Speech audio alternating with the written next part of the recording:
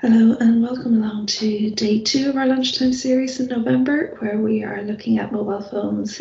Yesterday we looked at Android phones and looked at some of the kind of more general features around safety and emergency and finding your phone, all those kind of elements. Today we're going to do a bit of a dive into accessibility features. So in particular, those that might support a user who would struggle using the standard interface. So we're going to look at a few things today. I'll be doing some demos, some of it I'm just going to give you the information that you can look it up yourselves because we are limited on time. So today we're going to look at the accessibility features of Android, and we're going to look at them under the following headings. So we're going to look at them under the headings of cognitive supports, literacy supports, physical supports, and sensory supports. And just to make a note here that if you don't find some of these things automatically in your phone already, you may need to download the Android Accessibility Suite from the Play Store. That will give you access to a lot more of the features that I might be talking about today. And just be aware that the Android Accessibility Suite might give you different features again, depending on the brand of phone and the version of Android that you have. So first of all, to start off with, we're going to talk about cognitive supports. So these are ways of making your phone easier to use for those who might struggle navigating around it, or too much content on the screen might be too distracting for them. So you might want to have something that's a little bit more discreet. So I'm just going to change over to my mobile phone. And we're just going to go into the we're going to go into the display features for easy mode. It's in a slightly different place. So I'm clicking on display in the settings menu. And if you scroll down there, you can see that there's an option there for easy mode. So I'm going to click on that, and what it's going to do is going to be simplifying the home screen and bigger icons there, plus an easier way to get to your contacts. So I'm just going to turn it on there, and now it's going back to my home screen. And you can see there now the icons are much bigger. Normally I have 4 shortcuts across the bottom of the screen. It's now down to 2. And even the other icons on the screen are much, much bigger. If I swipe left there, I have a place where I can put quick shortcuts to my main contacts. So you can have up to 12, I think it is, or possibly 15 on that page there, and you can have additional pages as well. So content, much easier to navigate, much bigger screens as well, or bigger icons on the screen as well.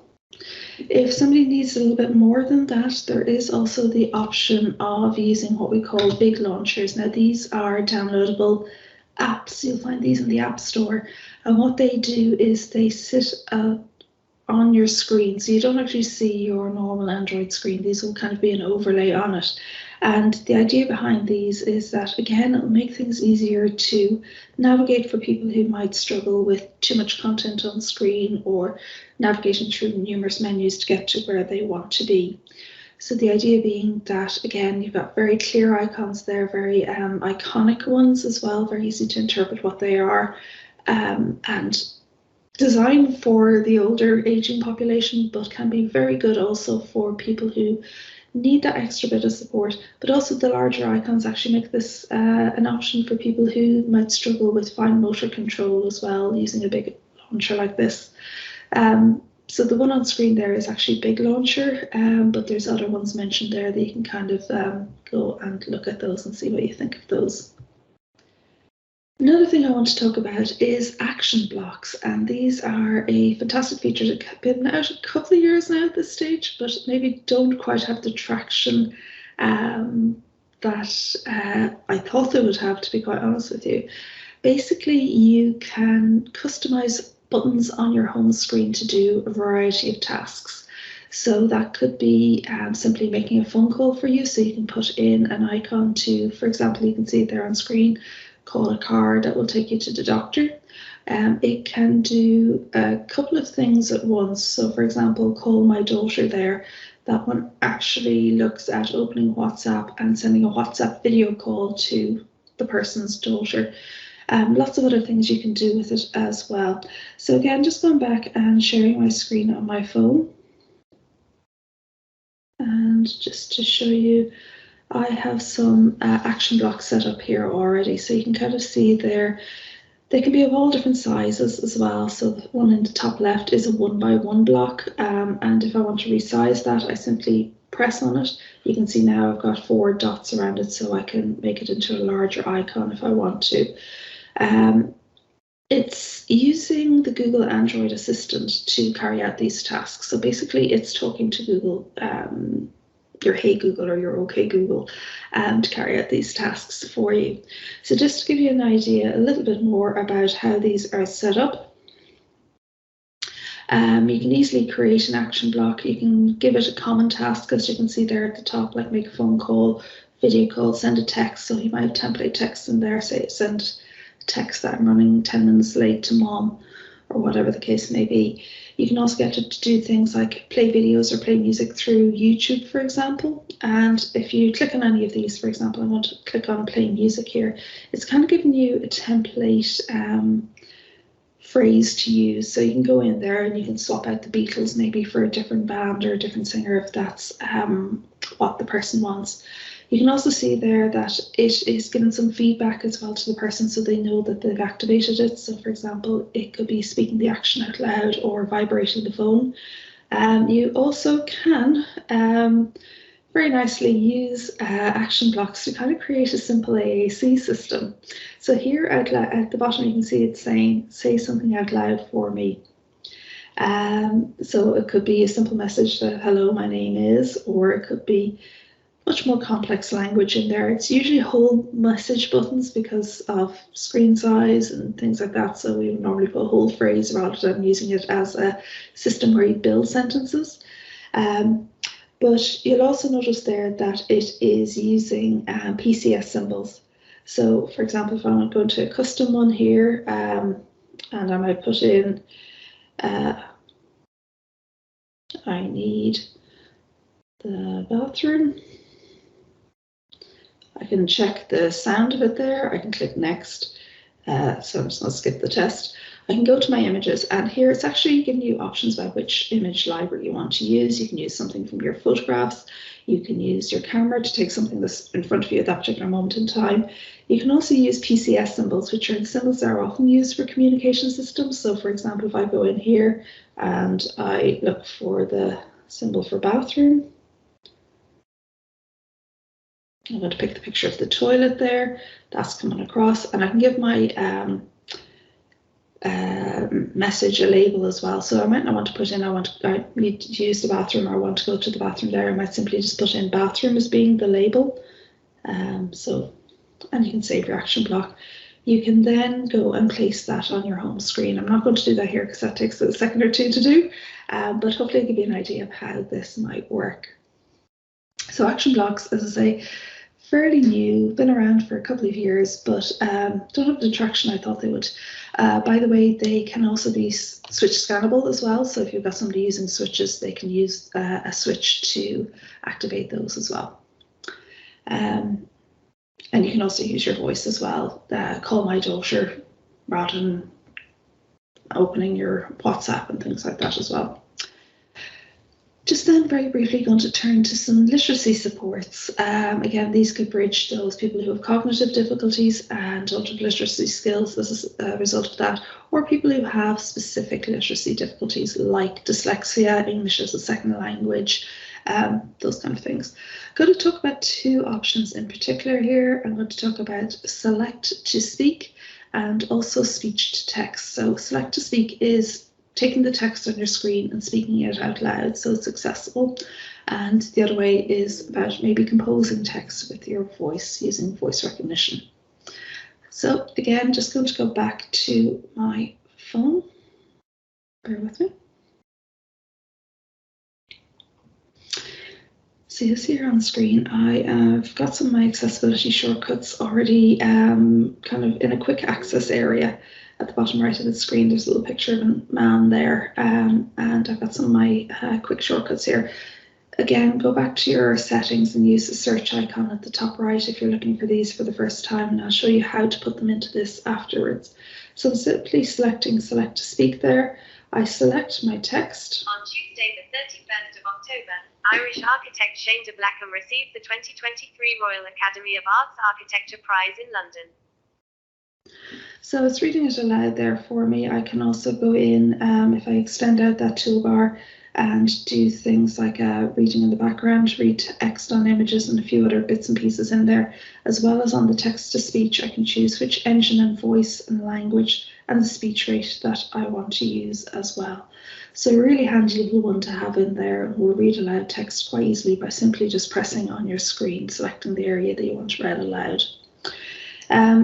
On the other side of things, I want to show you how you might use the speech to text. So I'm just going to create a note here. So in this case, on the keyboard here, you can see a little microphone icon on the top right. And what you simply do is click on that, and you can then use your voice. I can't demonstrate it here today because my phone is connected to Teams and it thinks the microphone has been used for Teams, which is actually not, but the phone is a bit confused. So normally what you do is simply press on that microphone icon, say the words that you want to say, and they would usually appear on the screen there, and you can then tap on the microphone to stop once you're finished. So that's using the kind of speech to text element of literacy support. We'll be talking a little bit more around voice control and using Google Access, so your Google Assistant, in a few minutes when we're talking about physical access. So just around physical supports, there's a couple of things that I want to cover here. The dexterity and interaction. It's there's quite a lot you can tweak in your phone. So the first part there, a lot of it's around changing how the touch screen works. And the second section there is about if you're attaching an external keyboard or mouse to your phone. So for example, if somebody's got a power wheelchair controller that's connected to their phone, and using the power wheelchair controller joystick to control the phone, that they can turn on some of these to make the phone much more accessible to them. So again, just going to share my screen, and I'm going to go into settings up here, and I'm going to go down to accessibility this time. There's a few things I'll be coming back to. I won't be covering all of these today, but just to say there's some things I will be coming back to in a little while. So I'm going to go into interaction and dexterity here. And I'm just going to ignore the top one for the moment, external universal switch, and I'll talk about that in a second. I just wanted to talk about the next kind of few things down. The second one there is what's called assistant menu. And this is a kind of on-screen menu that will give you access to the hard buttons on your phone. And you can select which ones you want there, as well as things like the transparency and the size. So what this means is, I don't know if you can kind of see it, just to the left of where transparency is on my phone, there's kind of a little semicircle, a little kind of line. And if I tap on that, it's bringing up on screen substitutions for the hard buttons. I use this a lot. For example, they have a really simple way of doing a screenshot within this, because normally you have to nearly play Twister with your fingers trying to figure out which combination of hard button keys you have to press to take screenshots. So I use the screenshot one here an awful lot. And you can do things there like replacing swipes with a single tap and things like that. So for anybody who might have it difficult to swipe across to accept an incoming call, you can do things there as well. So that's the assistant menu. There is things there as well around answering and ending calls and interaction controls for touching the buttons. Not going to go into those in too much detail. I do want to focus on the next one there, which is the touch settings. So there's 3 different things you can choose to adjust within this. The touch and hold delay is for when you're moving things around on screen. So for example, if you want to move your icons on screen, you usually press and hold and then drag them to the new location where you want it. For people who might find it difficult to remove their finger, they might want to tap on an icon, and instead they're getting into that place where the icon shakes, ready to be moved around the screen, up the hold delay here. So I've got mine at the moment as 0.3 of a second, which is quite short, but you can actually go up and create a custom one as well. So if you need somebody who is accidentally doing that hold, you can change the settings there. Tap duration as well, how long you need to hold down the tap on something before it's recognized. So again, people who might have tremors in their hand might accidentally tap on things that they don't mean to. So you can change it here that it's only a very definite tap when it's held down for a second or 2 seconds, that it becomes a tap and recognized by the device. And you also have an option there to ignore repeated touches. Also under interaction and dexterity, sorry, apologies, came out of there and I shouldn't have had. Those external keyboards and mice, as I was talking about there. I'm not going to go into too much detail, but sticky keys, slow keys, bounce keys, all those things you might be familiar with from your Windows accessibility, you can do them in here as well. So if you are using an external keyboard, you can turn those on and adjust the settings. So for example, if you're holding down key combinations, so the shift key and letter to get capital, you can do that in sequence rather than at the same time. So things like that can be really useful. The first one there, I do want to talk a little bit more about auto action after pointer stops. So I'm just going to click into that, and it's for anybody who might be using an external mouse. So whether it's a Bluetooth mouse or, as I say, a specialized mouse like a joystick controller on a power wheelchair, or if you've downloaded, there's an app called EVA Facial Mouse. So it actually uses the camera and it can then follow your head movements and use that as a mouse on screen. You can choose what happens if you dwell or stop on something. So you can see there it can auto click it for you. So replicating a tap on screen. And there's other options there that if you go to the 4 corners of your screen, you can carry out an action really quickly. So for example, if I go to the top right, I can choose what I want that to do. So for example, it could be doing something like an emergency SOS, like we talked about yesterday. It could be even something simple like turning the volume up and down. So quick actions, if you bring your mouse to the 4 corners of your screen, and you can kind of see all the different options there about what you might want to do with those. So you can even see down there swiping, which might be difficult to do for some people. Tapping the top right hand corner of the screen to swipe right, or tap at the top left corner to swipe left could be a better option for some people. So those are some of the interaction and dexterity options in there. And just going back to our screen here. And the next one we're talking about, as I mentioned there, using switches with your phone. I kind of skipped over it, but I'm coming back to it now. It's for those people who cannot access the touch screen directly or would struggle with using a mouse, no matter what form it's in. So there's kind of 2 different types of switches that can be used here. An external switch, so something like a buddy button that you might be familiar with, or another specialist type of switch, which may need a Bluetooth connector, something like the Bluetooth switch or an iSwitch or something like that, to connect to the phone through Bluetooth, or you can have a physically attached connector as well. So something like the on-the-go cable might be needed to plug into the charging port in order to connect your switch to the device. So it will depend on the type of switch that you're using. You can also use your camera as a switch as well, which is really interesting because it's not looking for any other equipment, and if you have the phone mounted correctly, it can be a really nice and fairly reliable way of accessing your phone. So again, just going back to my phone just to show you how this might set up.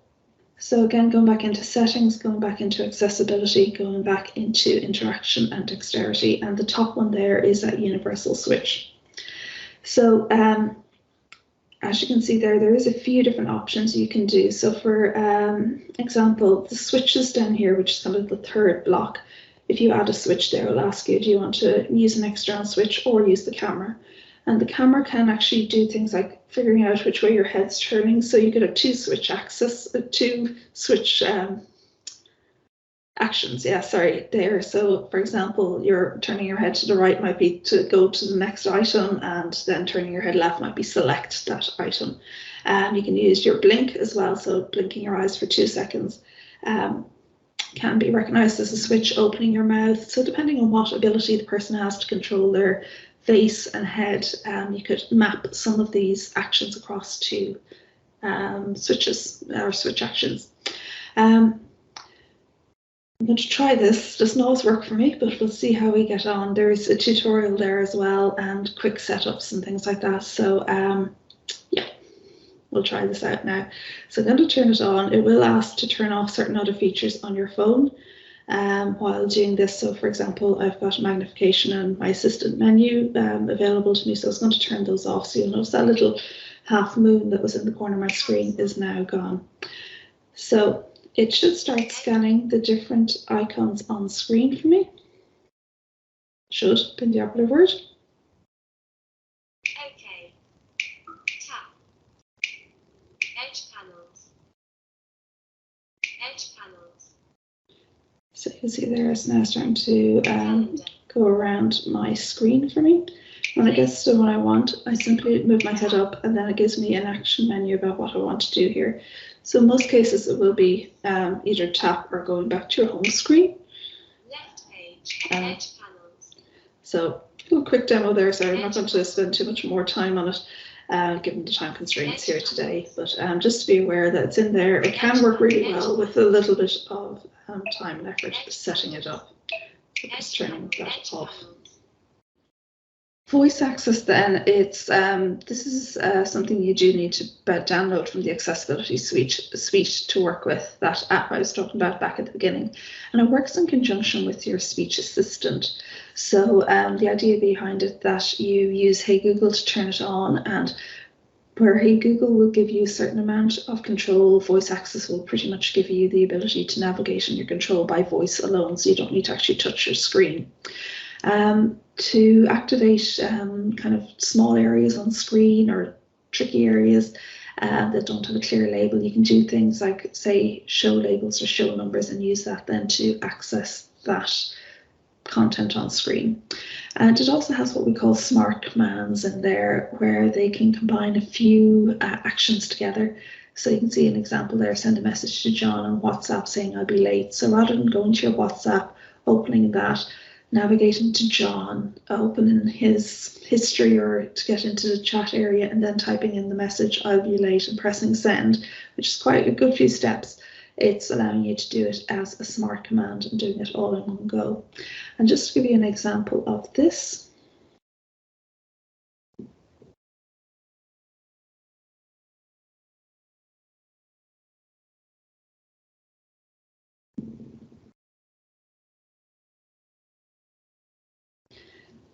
so I've turned it on there. I've had to tweak it a little bit to work, because normally it's using the microphone, as I said earlier on, for the Teams call. So it's doing it a little bit different there, but I'm going to try a few commands here. Open Chrome.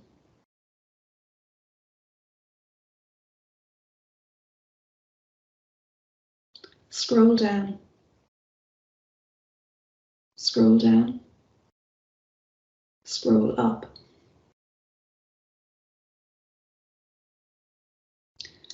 Show numbers. Tap 11.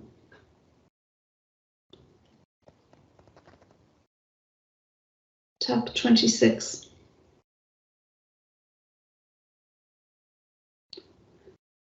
So you can see there, I'm doing this completely by using my voice. I'm not actually using anything else there. I'm not touching the screen. I'm simply using my voice. You can see it's listening to me. You can see across the top of the screen, it's trying to interpret what I'm saying. So we'll leave that be. And just going back to the presentation, there is a couple of other things I wanted to mention briefly, like okay, also on sensory supports, there's a few things in there. For example, for people with low vision, there's both a magnifier and magnification. Basically, the magnifier uses your phone's camera to magnify content on screen. So, sorry, magnifying external hard copy content. I can't show you that because of being on Teams and the camera being used, or so the phone thinks, to connect to Teams. But it's a really useful tool in that it magnifies, but it also can do things like inverse the color schemes or create high contrast. There's also magnification there, so we can magnify things on screen and make it easier to see maybe small writing in an app or on screen, or maybe it's just a certain area that you want to highlight. For people who've got no functional vision, there is TalkBack. The equivalent of this is VoiceOver on iOS. It's an extremely useful tool to those people who cannot see the screen. It gives them access to opening apps and using keyboards and navigating around. I'm not going to demonstrate that one because it's quite a difficult one to demonstrate if you aren't very overly familiar with the system. Usually if somebody needs this level of assistance, they're usually connected in with organisations like the NCBI or Child Vision. And for people who are hard of hearing, there's a few different things in there. For example, there's live caption and live transcribe, where it transcribes what it's hearing. These are apps that are found through the accessibility suite again. You can also get sound notifications, so it will let you know what noise is happening around you. So dogs barking, the doorbell going, house alarm going off. You also have things there like sound amplifier if you're using it with a headset or earbuds or anything like that. And hearing aid supports as well, that the sound's going directly to your hearing aid as an option. So thank you for this. So there's loads in your phone there. If you have any questions, please pop them into the chat and we'll either answer them now or we'll send an email afterwards with updated information if there's something that you are curious about. Thank you very much.